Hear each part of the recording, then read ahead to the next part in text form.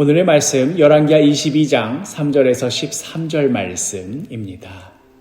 요시야 왕 18째 해에 왕이 무술람의 손자 아살리야의 아들 서기관 사반을 여호와의 성전에 보내며 이르되, 너는 대제사장 hil기야에게 올라가서 백성이 여호와의 성전에 드린 은 곧 문지킨 자가 수납한 은을 계산하여 여호와의 성전을 맡은 감독자의 손에 넘겨 그들이 여호와의 성전에 있는 작업자에게 주어 성전에 부서진 것을 수리하게 하되, 곧 목수와 건축자와 미장이에게 주게 하고 또 제목과 다듬은 돌을 사서 그 성전을 수리하게 하라. 그러나 그들의 손에 맡긴 은을 회개하지 말지니 이는 그들이 진실하게 행함이니라. 대제사장 hil기야가 서기관 사반에게 이르되, 내가 여호와의 성전에서 율법책을 발견하였노라. hil기야가 그 책을 사반에게 주니 사반이 읽으니라. 서기관 사반이 왕에게 돌아가서 보고하여 이르되, 왕의 신복들이 성전에서 찾아낸 돈을 쏟아 여호와의 성전을 맡은 감독자의 손에 맡겼나이다. 또 서기관 사반이 왕에게 말하여 이르되, 제사장 hil기야가 내게 책을 주더이다 하고 사반이 왕의 앞에서 읽음에 왕이 율법책의 말을 듣자 곧 그의 옷을 찢으니라. 왕이 제사장 hil기야와 사반의 아들 아히감과 미가야의 아들 악볼과 서기관 사반과 왕의 시종 아사야에게 명령하여 이르되, 너희는 가서 나와 백성과 온 유다를 위하여 이 발견한 책의 말씀에 대하여 여호와께 물으라. 우리 조상들이 이 책의 말씀을 듣지 아니하며 이 책에 우리를 위하여 기록된 모든 것을 행하지 아니하였으므로 여호와께서 우리에게 내리신 진노가 크도다.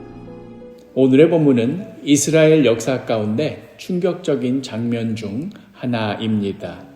요시야 왕의 개혁 프로그램의 일환으로 성전을 수리하던 중에 성전에서 율법책을 우연히 발견하게 되었습니다. 이것은 단지 성전의 어느 구석에서 오래된 유물이 나왔다 하는 정도의 의미가 아닙니다. 하나님의 백성이라 불리는 자들이 그 누구보다도 하나님의 말씀을 가장 소중히 여겼어야 했을 자들이 그간 얼마나 하나님의 말씀을 멀리하며 소홀히 하였으면 잊혀졌던 말씀이 다시 발견되는 그런 사건이 벌어지게 되었을까요? 만일 이 율법책이 발견된 이 사건이 그냥 그 당시에 이미 널리 알려지고 널리 읽고 있던 그 말씀의 여러 사본 가운데 하나가 발견된 것이다. 만약 이런 정도의 사건이라면 오늘의 본문에서처럼 이렇게 심각한 사안이 되지 않았을 겁니다. 대제사장 hil기야와 서기관이 긴급히 움직이고 또 요시야 왕에게까지 긴급히 보고되는 이런 분위기를 보노라면 발견되었다는 그 율법책은 틀림없이 그간 잊혀지고 말았던, 그간 아무도 신경 쓰지도 않았고 아무도 순종하지도 않았던 그런 말씀이었겠구나 하는 것을 짐작하게 합니다.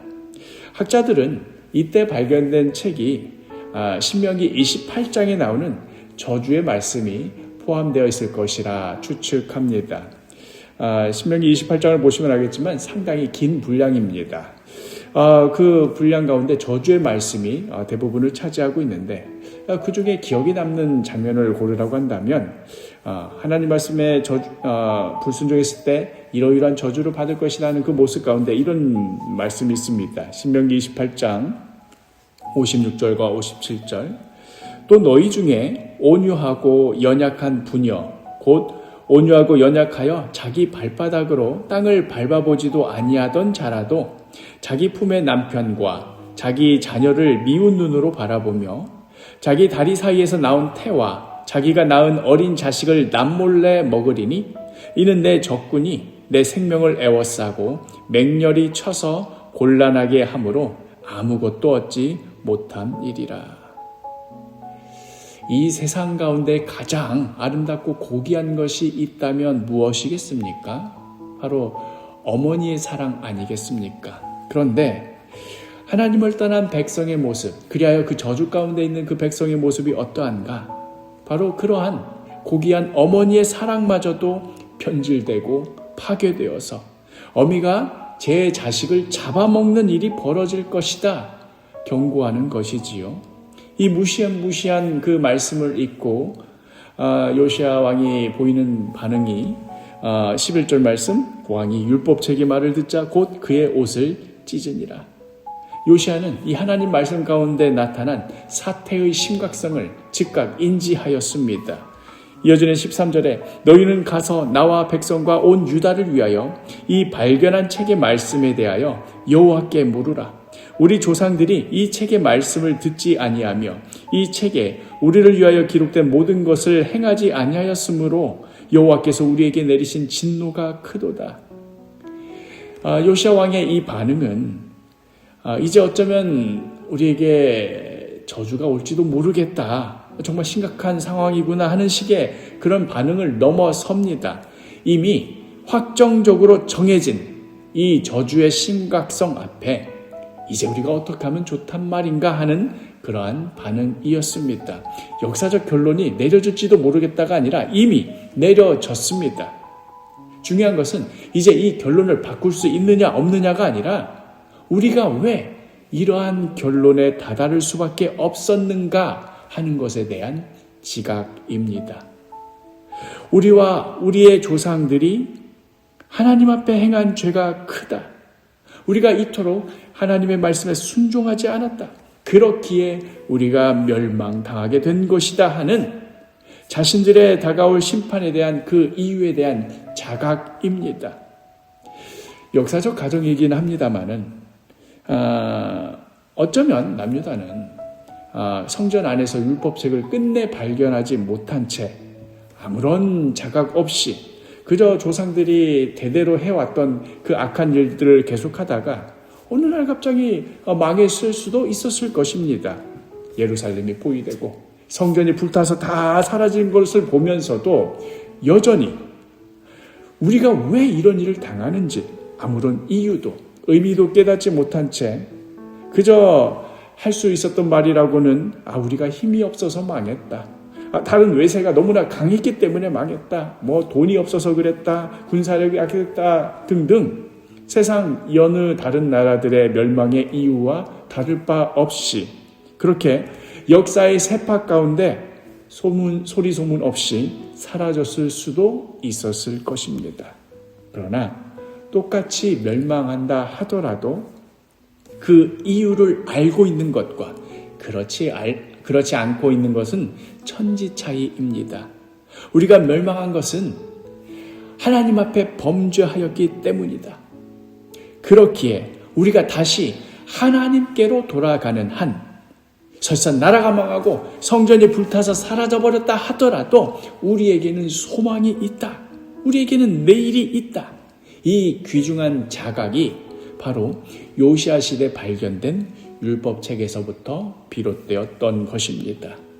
멸망과 절망 가운데서도 하나님을 향한 소망을 노래하며 내일을 꿈꾸었던 옛 선지자들의 원대한 선포가 바로 그 지점에서부터 터져나올 수 있었던 것입니다.